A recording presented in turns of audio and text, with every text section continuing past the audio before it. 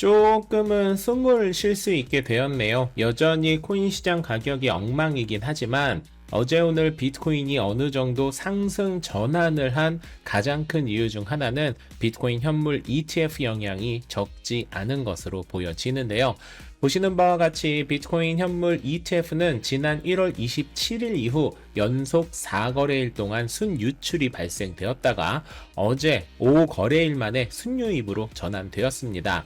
이게 단순히 5일 만에 유입이 되었다라고만 하기 애매한 것이 최근 12거래일 중 단 3일만 빼고 9일 동안 비트코인 ETF가 유출되었었는데요.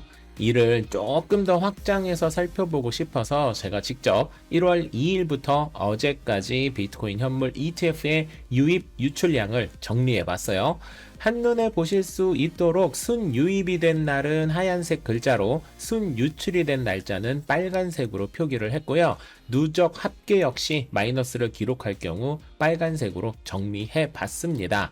이렇게 정리하니까 한눈에 바로 보이시죠? 1월 1일은 쉬는 날이니까 1월 2일부터 데이터를 보시면 1월 중순까지는 유출보다 유입량이 많았고 실제로 1월 15일에 누적 순유입량은 21억 달러나 되는 좋은 분위기였는데요. 1월 16일부터는 정반대로 비트코인이 순유입된 날짜보다 순유출된 날짜가 많아졌고 급기야 1월 29일부터는 누적량도 마이너스를 기록했으며 어제 5억 6천만 달러가 유입되었음에도 불구하고 여전히 4억 달러 넘게 마이너스를 기록 중에 있습니다. 이렇게 1월 16일부터 갑자기 유출량이 많아진 것은 거시경제 불확실성으로 인해 전통 안전자산인 금, 은 등으로 자금이 흘러나간 것이 가장 큰 이유로 보여지는데요. 실제로 그 기간 동안 금과 은은 역대 최고가를 기록하면서 승승장구했었죠. 하지만 다행인 것은 제가 지난 2월 1일에 긴급 속보로 정리드렸던 중국발 금 뱅크런 사태와 텅스텐 가짜금이 조직적으로 유통되고 있는 소식과 최근 급격한 상승 피로를 해결하기 위해 금과 은이 조정을 보이는 상황이라 이제는 비트코인 시장 차례가 되지 않을까라는 생각도 해보게 됩니다. 제가 ETF 데이터를 정리한 또 하나의 이유는 비트코인의 가격과 ETF의 흐름이 꽤 비슷한 결로 움직이고 있다는 것을 보여드리기 위해서예요.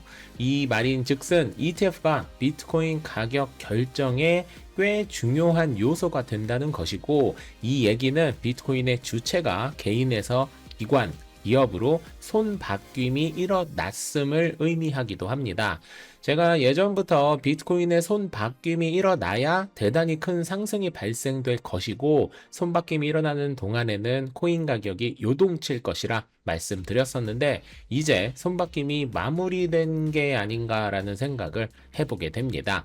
코인 가격은 딱히 좋지 않았지만 최근 며칠 사이 리플과 관련해서 굵직한 뉴스가 하나 터졌어요. 요즘 리플이 가격 변동성도 크고 각종 규제와 파트너십 소식까지 섞여 있어 정신 없으실 텐데 제가 지난번에 정리 드렸던 사우디아라비아 리야드 은행 파트너십에 이어 룩셈부르크 금융감독기구인 CSSF로부터 전자화폐기관 라이선스를 최종 승인 받았다는 소식이 어제 발표되었습니다. 이 승인을 통해 리플은 유럽 전역에서 합법적으로 결제 서비스를 확장할 수 있는 발판을 마련했다는 것이 큰 의미인데요.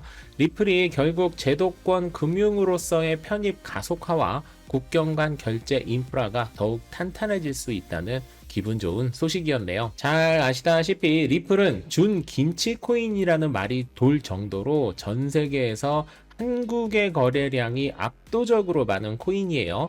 시기에 따라서 조금씩 달라지긴 하지만 리플 변동성이 커질 때 업비트, 빗썸 등 국내 거래소의 XRP 거래량은 전 세계 비중의 30%를 넘기기도 하는데요. 2025년 데이터에 따르면 리플은 업비트 거래소 전체 거래의 15에서 22%를 차지하고 있고 지난 7월에는 리플의 단 하루 거래량이 1조 8,020억 원이 되기도 하는 등 우리나라 사람들의 리플을 얼마나 사랑하는지 가늠이 되는 수치입니다.